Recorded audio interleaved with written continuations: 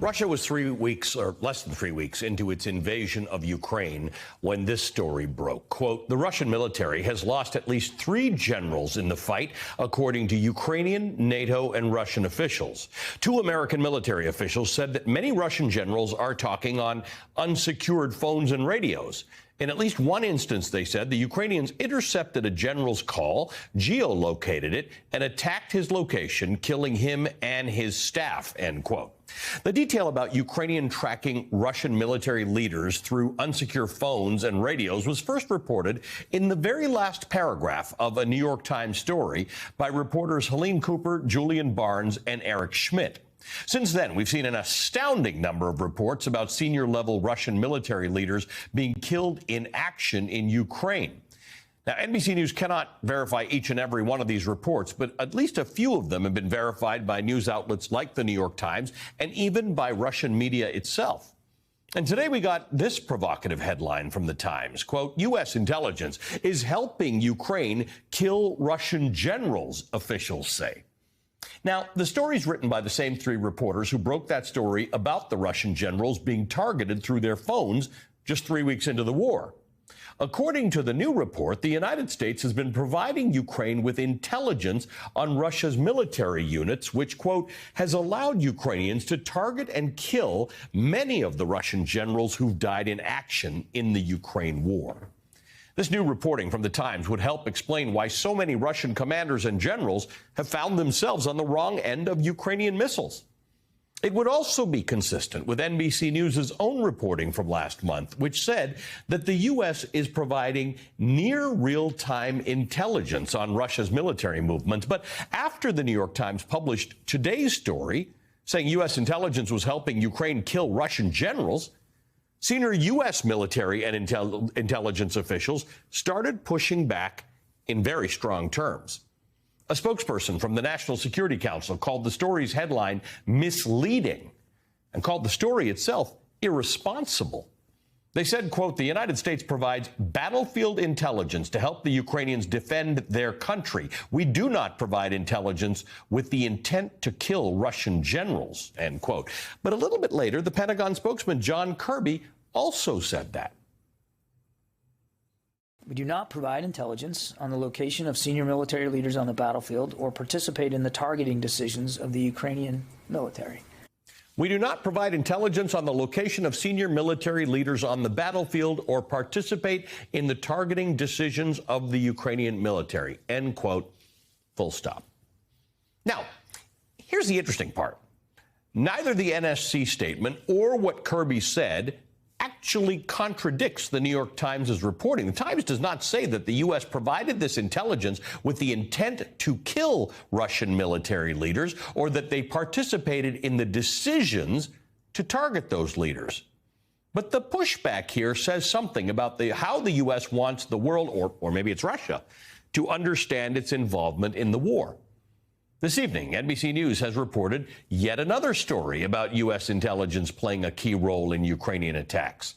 According to U.S. officials, U.S. intelligence sharing helped Ukraine carry out the missile strike that sunk Russia's flagship Black Sea vessel, the Moskva. Quote, the attack happened after Ukrainian forces asked the Americans about a ship sailing in the Black Sea south of Odessa, U.S. officials told NBC News. The U.S. identified it as the Moskva, officials said, and helped confirm its location, after which the Ukrainians targeted the ship. Tonight, the New York Times has also independently confirmed that report. So what does this reporting mean for the ongoing conflict in Ukraine, and how should we interpret the response that it's generated inside our own government?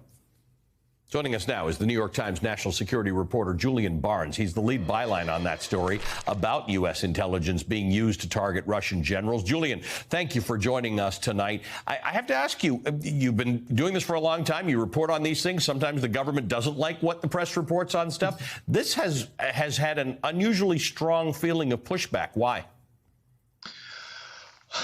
Look, I think U.S. officials are very worried about the escalation situation. They're very worried about Putin going up what they call the escalation ladder.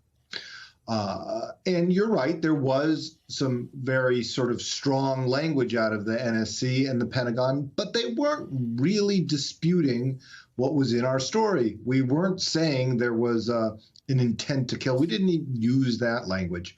What we're saying is that the U.S. provided intelligence about the locations of mobile headquarters. Ukrainians combined that with their own intelligence like those intercepted calls you mentioned, and then chose when and where to strike.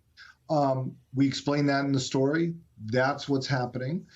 And look, like, this administration has properly proceeded carefully in trying not to escalate the Ukraine war, and that's the right thing to do. But it's also important to be transparent about what the United States is doing. They've said they've been providing unprecedented amounts of intelligence, and it is the responsibility of a free and independent press to explain that. So let's talk about how much of this is semantics, because the pushback was very specific about what they did or didn't say, but the crux of your reporting and our reporting at NBC News is the same. The government has not pushed back on the fundamental idea that U.S. intelligence is being used in some way that is assisting the Ukrainians. So talk to me about the semantics, because Vladimir Putin has said from the beginning of this thing that the U.S. is escalating it and the U.S. is essentially involved. But there seems to be some kind of line that the U.S. is unwilling to cross for fear of provoking Vladimir Putin into thinking otherwise. Look, the word they clearly do not like today, that Kirby made plain, the White House made plain, is this word targeting. They're claiming they're not targeting Russian generals. And, we didn't specifically say that, but why do you provide this intelligence to Ukraine? This is so that they can target and kill Russian forces, including Russian generals. This is a war. That's what warring parties do. And so it is a little disingenuous. It's a little bit doublespeak to say that's not what this intelligence is for. This intelligence is for fighting a war. The Russian military, back to the core of the story, puts a lot more of its high-ranking officers on the battlefield compared to other nations. Talk to me about this. Are the Ukrainians using that to their advantage? Have the Russians learned some lesson that maybe we ought to stop putting these generals in the line of fire? The Ukrainians clearly are using that to their advantage.